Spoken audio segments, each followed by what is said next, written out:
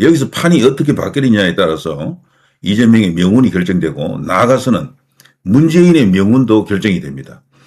참고로요, 이재명과 문재인은 명운이 다릅니다. 반대예요. 가령 정청래가 되면은 이재명이 이제 외로워지고 레인백으로 들어갈 가능성이 크고, 김민석이 되면은 문재인이가 사법 처리될 가능성이 굉장히 큽니다. 이건 제가 하루 전에 자세한 영상을 한번 올린 적이 있거든요. 분석과 함께. 그거 한번 참고해 주시고요. 자, 제가 가끔씩 이렇게 이재명에 대한 방송을 하다 보면요, 그 밑에 댓글 중에 특히 이재명이가 해외로 나갈 때, 외국으로 출장을 갈 때 말이죠. 뭐 누가 보더라도 저거는 뭐 사업성 출장이다, 뭐 국가 이익을 위한 출장이다, 이렇게 이제 보는 시각도 있겠지만, 대체로는 우파에서는 저거 관광 간다, 놀러 간다, 쇼한다, 이런 말과 함께 반드시 나오는 게 도망간다라는 겁니다. 망명한다라는 거거든. 여기 돈 빼돌리고 망명하려고 하는 것 같은데, 감시 잘하셈. 제 이제 구독자분의 어떤 분이 이거 댓글을 올린 것 같은데, 제가 이런 댓글을 자주 봅니다. 이걸 보면서 지금 우파가 지금 어떤 상황인지, 소위 지금 현재 보수로 불리는 이쪽 세력들이 어떠한 심경인지를 단적으로 이제 설명해 주고 있다라고 봐야 되겠죠. 이재명 해외 나갈 때마다 이제 다시는 못 들어온다. 싱가포르 이야기할 때도 그렇고 뭐 전부 그렇죠. 너무도 지연제가 커서 이재명은 한 방에 간다. 미국이 가만두지 않을 것이다. 이스라엘 모사드가 가만히 있지 않을 것이다. 뭐 이런 주장을 하거든. 이제 그게 과연 실효성이 있는 이야기냐라고 보면요. 일단은 제가 볼 때는 뭐 충분히 그렇게 희망할 수가 있죠. 희망사항이다. 나아가서는 희망회로다. 좀 더 나아가게 되면 희망 고문이다. 더 나아가게 되면 정신승리다. 뭐 이렇게 볼 수가 있겠죠. 자, 이재명이 망명할 가능성은 저 개인적으로 없다고 봅니다. 본인이 어디를 가든 여기만큼 안전한 데가 없어요.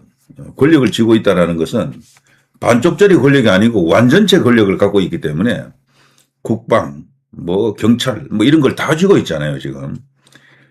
그래서 자기 자신을 지키기 위해서는 이 5년 주어진 기간, 1년 지났죠, 이제 4년 남았는데 아마 장기적으로 여러 가지 이제 고려를 하겠죠. 그래서 이재명 스스로 자기 살아갈 길을 아마 플랜 A, 플랜 B 이런 정도로 다 이렇게 엮어놓고 있을 겁니다. 망명설이 진짜로 이게 성립하려고 그러면요, 미국이 진짜로 움직여야 됩니다. 움직이고 본인이 그 압박감을 완전히 100% 그 받아들일 때, 그리고 임기가 이제 끝나갈 때, 이때가 가능성이 있겠죠. 이때가. 그러자면 미국 안에서 상당한 어떤 큰 변화가 와야 됩니다.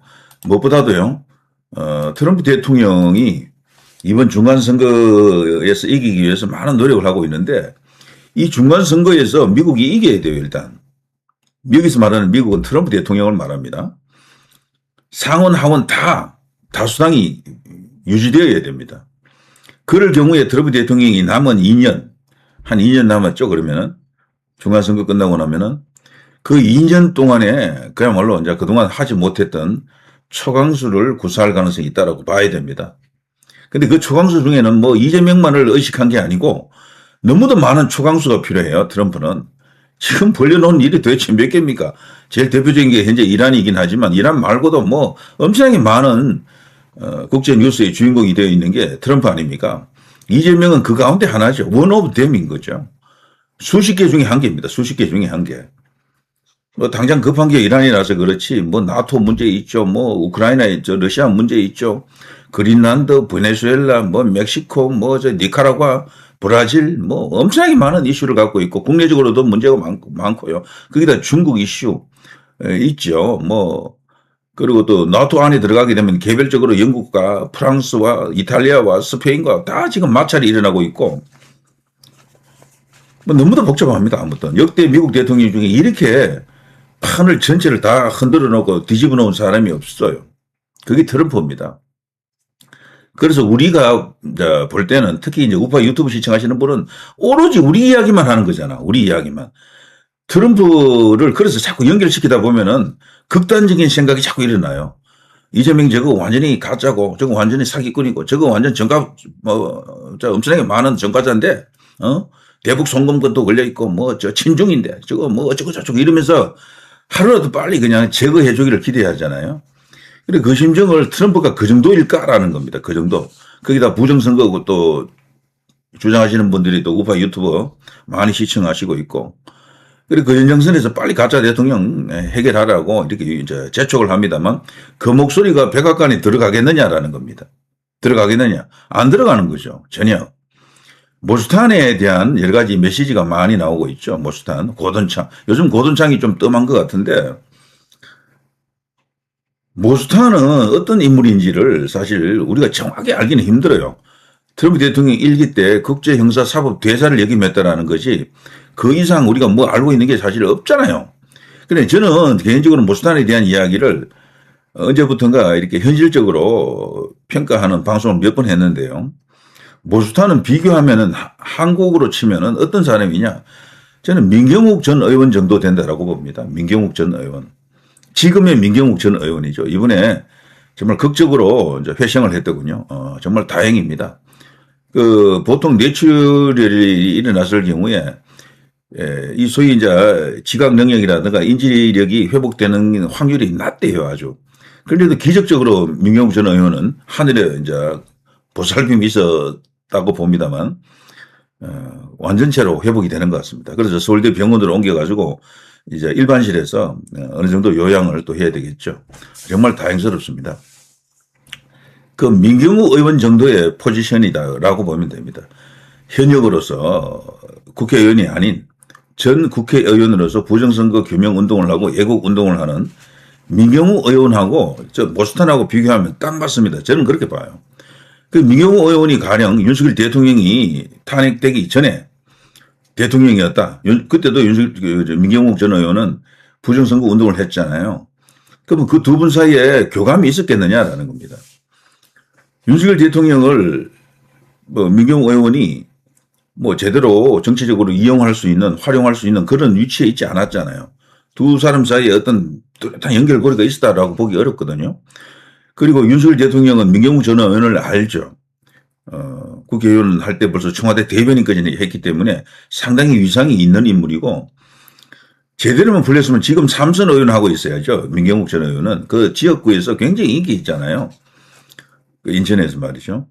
그런데 뜻하지 아니하게 자기가 몸담고 있던 당으로부터 이제 버림받아 버렸는데, 그 민경욱 의원이 윤석열 대통령 때 관계를 보면 윤석열 대통령은 정치의 중심에 있었던 사람이고 민경욱 전 의원은 운동가였거든. 부정선거 규명 운동가. 그 모스탄이 어떠냐? 딱 이 정도입니다. 이 정도 위치예요. 어쩌면은요, 민경욱 전 의원보다도 레벨이 조금 낮을 수도 있어요. 미국 안에서는. 민경욱 전 의원은 국회의원을 했고 청와대 대변인을 했기 때문에 훨씬 위상이 높습니다. 제가 볼 때는. 모스탄보다는.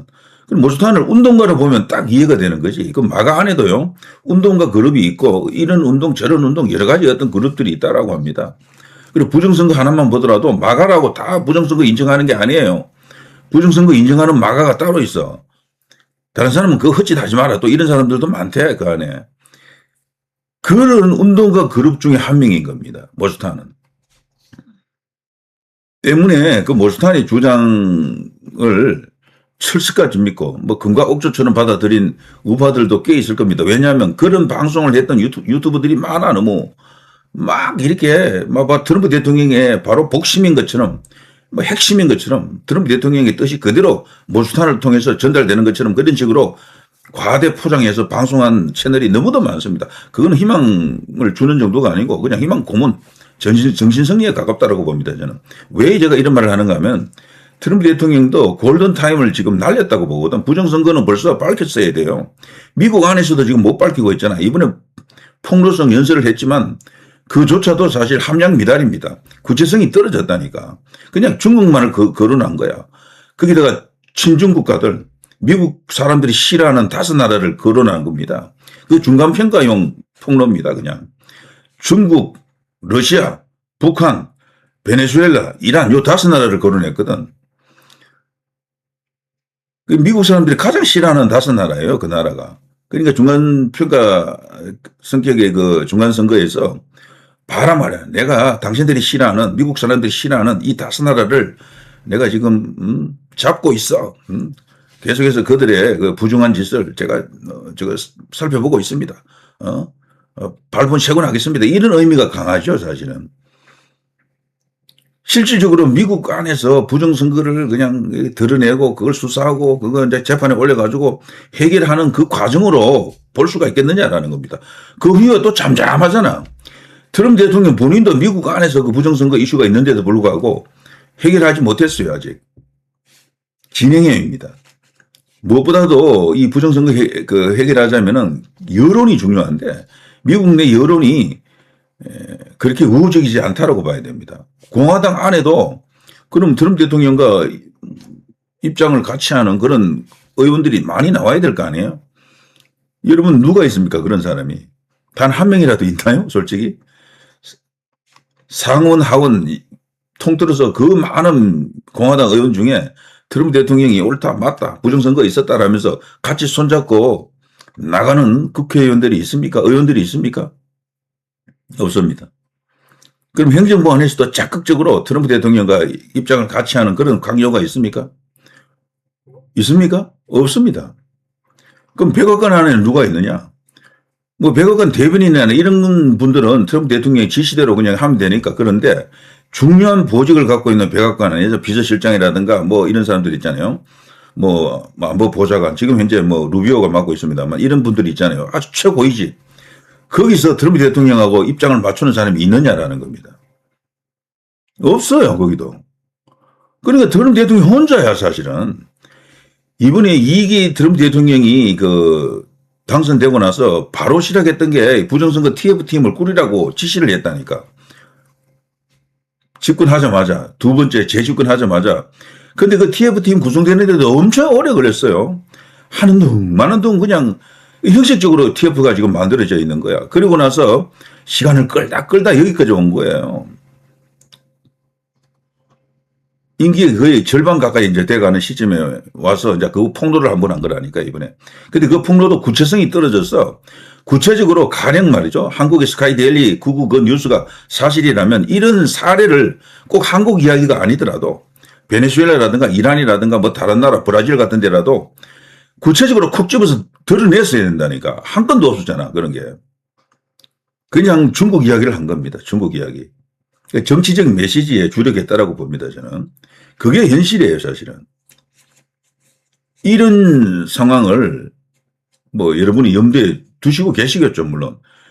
그런 속에서 이재명이가 지금 영국 가기만 하면 그냥 돌아오지 못한다. 망명길 떠났다. 엄청난 돈을 챙기고 떠났다. 이런 식의 주장을 하는 게 기분 좋습니까? 그런 거 들으면 너무도 허무맹랑한 이야기 아닙니까, 솔직히?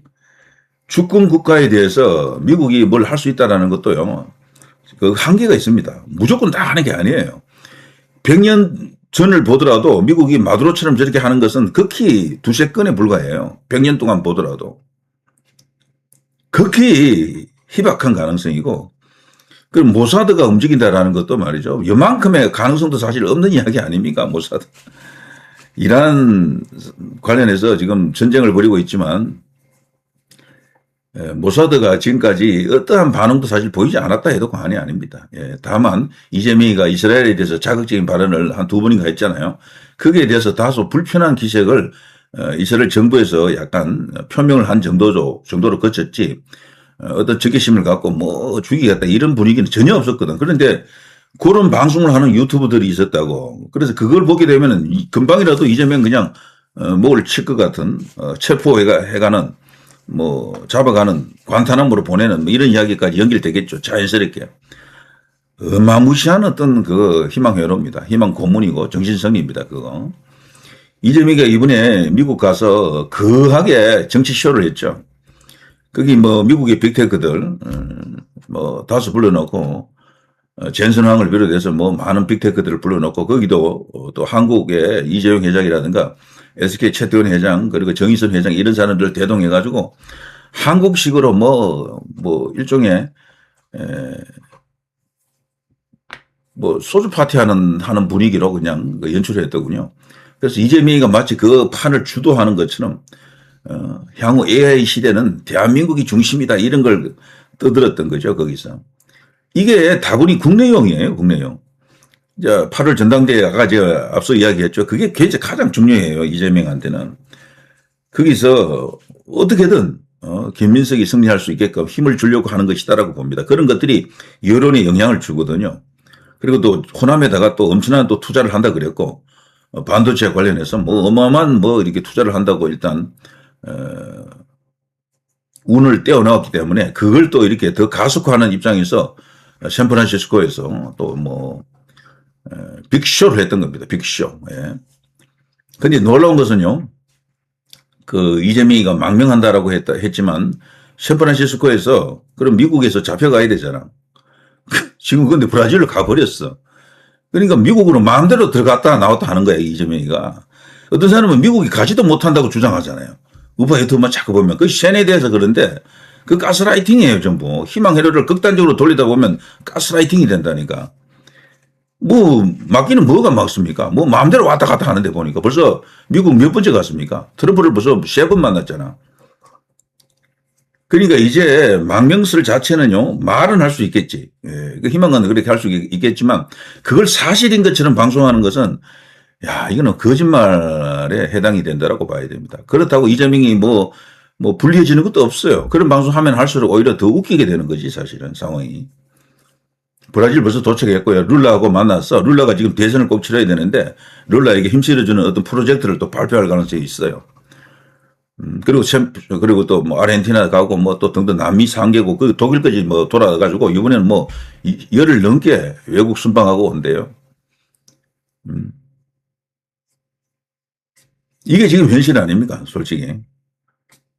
근데 놀라운 것은요, 이재명이가 미국 갔는데 트럼프 대통령을 만나지 않고 갔다라는 것이. 이거는 트럼프 대통령이 너 안 만나. 뭐 이렇게 말했을까요? 분명히 저는 오파는 넣었다고 보거든. 트럼프 대통령을 만날 수 있으면 만나고 가려고 했을 겁니다. 그러나 트럼프 대통령하고 일정 조정이 안 됐는지 아니면 뭐 진짜로 오파가 없이 트럼프에게 보란 듯이 샌프란시스코에서 거하게 한바탕 휘젓고 그냥 떠나가 버린 것인지 여기 내용을 보면요. 미국이 관심을 가질 내용들이 대부분이었어요. 미국에 무려 뭐 수백조입니다. 수백조. 수백조를 이렇게 9,500억 달러니까 1조 달러 아닙니까?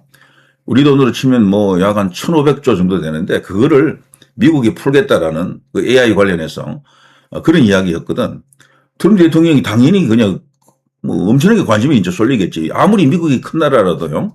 1,000조 이런 돈은 그런 투자를 약속한 나라가 아무도 없어요. 세계 그 어떤 나라도. 뭐 그 비슷한 이야기를 지금 하고 간 거예요, 여기서.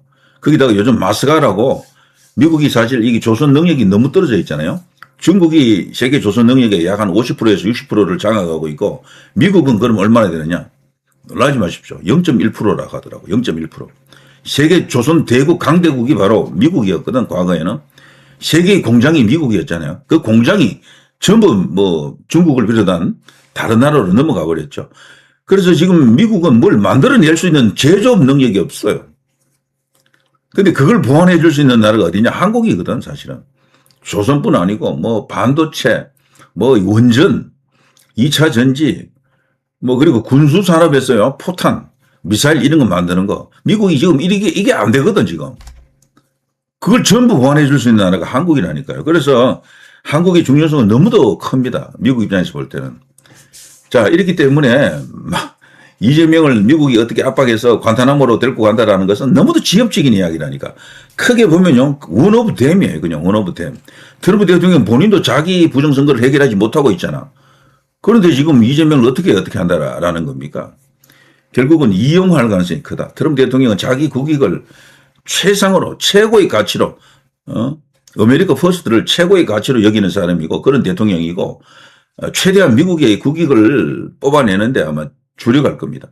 거기에 가장 안성맞춤의 도구 이용물로 이재명을 바라볼 가능성이 크다. 그리고 이재명의 약점도 있고 하니까 그 약점을 이용해서 많은 이익을 취할 가능성이 있다라고 보는 거죠. 그런 이재명을 미국이 갑자기 뭐 마두로처럼 뭐 어떻게 한다? 이란처럼 하메네이처럼 날린다? 아니면 정권 교체를 시킨다? 뭐 체포해 간다? 희망은 할 수 있습니다. 그러나 현실성은 정말 없는 이야기다라고 이제 볼 수가 있습니다. 흔히 하는 말로 뭐 어떠한 사람은 반미라서 미국 못 간다라는 그런 주장이 있잖아요. 그것도 완전히 확인된 것도 아니야, 사실은. 보니까 뭐 반미자들도 막 가던데 뭐 미국. 다른 이유예요. 못 가는 게 막힌다 그러면 다른 이유라니까. 그래서 그런 정치적 이유로 막는 경우는 극히 제한적이다라고 봐야 됩니다. 극히 제한적. 자, 아무튼 이재명이가 계속해서 트럼프 대통령과 만나려고 노력은 할 겁니다. 이번에 이제 남미를 순방하고 뭐 독일로 떠나기 전에 트럼프 대통령이 오케이 하면 또 바로 또 날아가서 잠깐 만나고 또 떠나갈 가능성도 있다라고 보는 거죠. 자, 아무튼 이재명 망명설에 대한 기대, 시간이 좀 더 흘러야 될 겁니다. 임기 말이라야 이게 가능하다라니까요. 그리고 무엇보다도 민주당 안에서 내부적으로 뭔가 큰 어떤 변곡점이 생기고 거기서 막 판이 뒤집히게 되면은 이재명이 이제 그때부터 슬슬 태세 전환을 하겠죠. 그쯤 되면은 소위 이제 이재명도 뭐 달아날 가능성도 있다. 재판 재개를 하기만 해도 그냥 끝나는 거 아닙니까? 인생 자체가. 그래서 자기가 어차피 이제 그 여당 내부가 똘똘 뭉쳐서 이재명을 옹이하지 않고 분열되거나 쪼개지게 되면은 이재명 자체가 위험하다. 자칫하면 재판 재개 터지고 공소 취소 이런 것들이 다 물 건너간다. 그럼 자신도 끝난다라는 걸 너무도 잘 알고 있기 때문에 거기에 모든 신경이 이제 뻗어져 있다라고 봐야죠.